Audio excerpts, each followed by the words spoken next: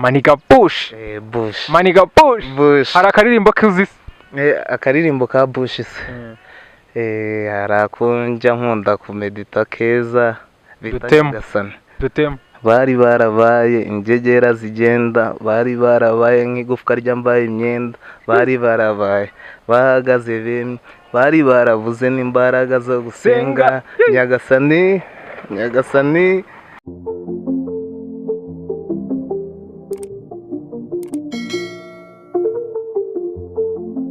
Yes, twongeye kubasuhuza nanone mwese mudukurikiye ku Karabyo TV.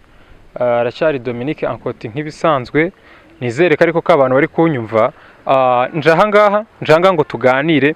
Hari ibintu bimaze iminsi bivugwa cyane mu mihanda, by'abantu batandukanye, bari inshuti, ubushuti bwabo bukarangira, hakaziramo n'ibindi. Ubwo byanze bikunze iyo wari inshuti n'umuntu, urumva hakaza kubaho yuko mutandukana. Byanze bikunze nyine iyo hagize ikintu kibi kimubaho ushobora kubyishimira mu buryo bumwe cyangwa ubundi. Ikirangaha rero ngira ngo mvuge, mu minsi mike ejo bundi bari kuri live ya TikTok niba ntibeshye, uwo bita Godfather na Shimenyi of course, na n'uwo bita Natasha na ninde na Natasha. Yego.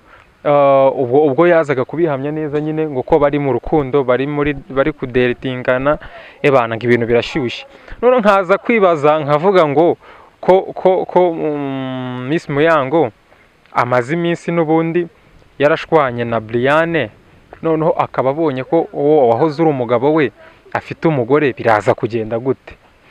Ahangaha ngira ngo nze abafana bacu mudukurikira, ikintu nabashishikariza no kujya mwirinda nyine kugira inshuti mbi cyangwa kuba mwabangamirana n'inshuti zanyu, kubera ko iyo umuntu mwari inshuti mukaza gushwana bari ikintu kibi cyane, kuko mumuziranyeho ibintu byinshi. Ahubwo burangiye mbura uburyo abantu iyo babana like nk'umugabo n'umugore bakaza kugira igihe bagashwana, simba numva ngo bigenda bite, kuko uwo muntu mwamuziranye, urumva mwamuziranye bya hatari.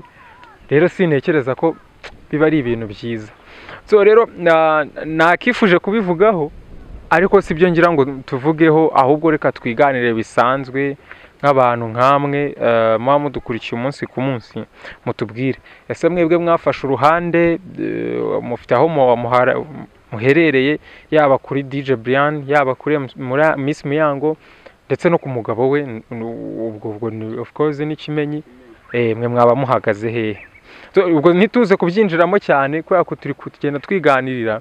Muri comment muze kubyandika mutubwire ngo mwebwe muhagaze. Icyo nshaka ko tuganiraho uno munsi ni icyerekeye ku bucuti. Mwebwe muracyabona ubucuti bw'iki gihe bumeze bute? Mutubwire, kubera ko njyewe nabaha experience. Hari umuntu twari inshuti bisanzwe, yari umusista, turi inshuti cyane. Niyo mpamvu nahoze mbabwira ngo iyo umuntu muri inshuti mukaza kugera igihe mukaba mutari kumva ikintu kimwe, biba bigoye nyine, kubera ko ubuzi intege nke ze, ubuzi ibyo akunda, ubuzi ibyo yanga, ubuzi n'icyo yakora mu gihe arakaye n'igihe atarakaye. Byaje kugera aho ngaho rero ntitwumvikana, tuba abanzi bitewe wenda n'ibintu runaka ntashatse kuvuga, urumva. Ariko nyine biba bigaragara ko ari njye birambangamira, nawe biramubangamira. Uzi kuba umuntu warabonaga umuntu wenda ukahita wirukanka ugiye kumusuhuza wenda, cyangwa se umwishime mu bundi buryo, hari n'ukundi kuntu mwari mubanyemo byerekanaga ubucuti bwanyu, shaka akantu twikira hejuru, ari n'ubundi buryo mwari muziranyemo, noneho mukajya muhura murebana nabi.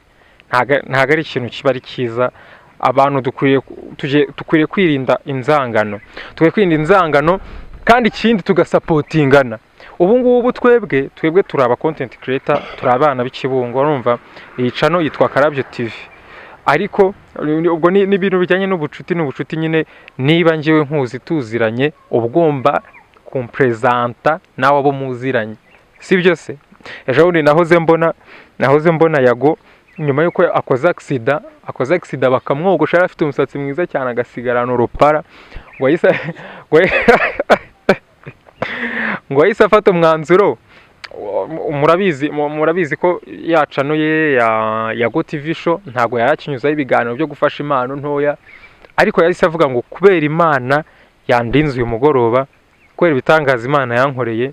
Impano nizigaruke, impano nizigaruke zisubire kuri Yago TV show, tuzereka abantu, natwe mwadufasha, mwadusapotinga. Niba basi uri n'umuntu wicire kwa aka video witambukira, ukaba ufite ikintu wafasha, ari ukuduha tukakwamamariza. Buriya nubwo tudafite audience nini cyane, ariko abantu 3,000 hafi 4 baba ari benshi batureba, urumva, waduhamagara akaba ari make ariko ukadusapotinga.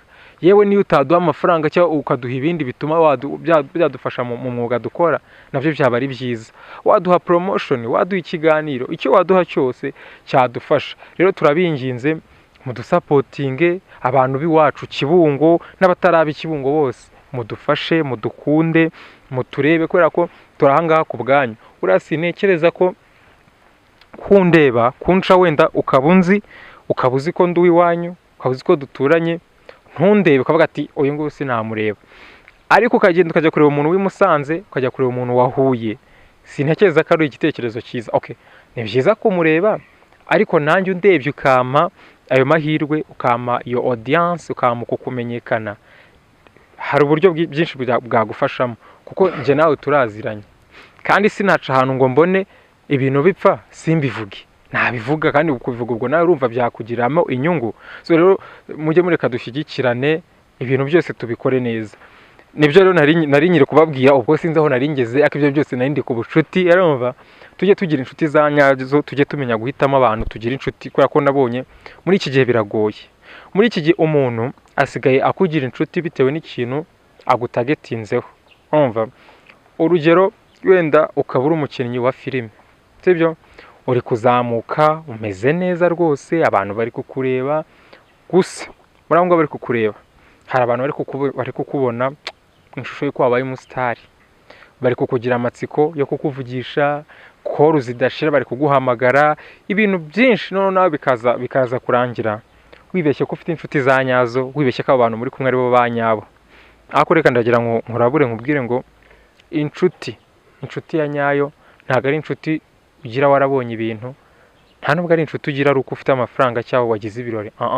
Inshuti ya nyayo nyine ni inshuti mwakuranye, ni inshuti mwamenyaniye mu kintu runaka kitandukanye n'ibyo ngibyo byose twebwe twakibwira.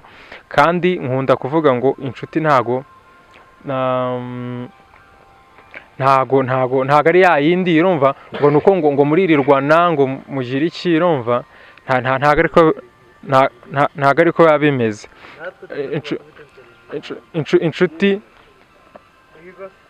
Inshuti niyo muhurira ahantu ariho hose. So reka tukira aho ngaho, reka ngira umuntu nakira, n'undi turaza gukomeza nk'ibisanzwe, atwibwire. Karibu brother, bimeze bite se? Fresh. Witwa? Nitwa Pasi. Pasi, bimeze bite se? Neza. Ukora iki se? Shangiye ndi umupenteri. Uri umupenteri? Ndanashushanya. Ukora akazi keza mani, wanshushanya ukambasha se? Usibye no kugushushanya nagufata nkagutaka. Reka turebe muri kamera. None ukorera he se? Njyewe nkorera hano Kibungo, hano mu mujyi. Wanshaka niho yambona. Twebwe rero dukora ku macano ane atandukanye, twitwa Karabyo TV, twitwa Nibo Studio, twitwa na Gage Comedy. So ndagira ngo ubwire abanyarwanda, ufite impano? Njyewe se impano ntago yabura, ariko njyewe ibintu nkora wenda navuga n'ibyo ngibyo byo gushushanya. Uri umu artiste muri rusange, ushushanya ku byapa, ushushanya amafoto, ukora amakadi y'amafoto, bigenda bite? Ari agakadre, ari ku modoka, ari ku nzu, icyo waba ushaka cyose wanagutamo. So rero icyo ngira ngo ngukorera aha ngaha, arumva, tanga nimero uvuge na location y'ahantu ukorera neza kugira ngo abantu babyumve bazakugane. Njyewe nimero zanjye ni 07 9 1 2 3 5 5 9 1. Ariko nanone njyewe kuba mwakonkoresheje interview ndanabyishimiye, ariko mbonereho no kubwira abantu ke ewana ntugacike intege mu gihe nyine ufite icyo ushoboye tu cyo gikora, kuko ntago ubuze ngo ejo bizagenda gute. Kuko iyo utatinyutse ngo ukore ikintu, abantu benshi nta muntu wavutse adafite impano, twese twavukanye impano, ariko sometimes ubukene nibwo butuma izo mpano zacu zizimira. njyewe nakugira inama uba umuhungu uba umusisita wese ewa ntuzacike intege ikintu wumva ko ushoboye jya ugerageza. ibi bintu ukora warabyize? ntabwo nabyize njyewe ubundi nize mekanike ariko njyewe naje gusanga ibyo nize atari byo ngomba gukurikirana. ibyo nize byaramfashije yego kwinjira mu kazi ariko si byo nkora tu. gukanika ubu urabizi? yego njyewe ndi umukanishi. kutabwira abakire ngo baguhe akazi? oya njyewe mekanike narayiretse ahubwo uzagira akamodoka kagize ikibazo azandabure tukiteho ewana n'ibintu by'amakadire uzumva bikeneye ni kuri make make ntabidanje. sawa urakoze umusa gusa nyine ntabwo utanze location neza ahantu ukorera ku buryo hari abantu badukurikira.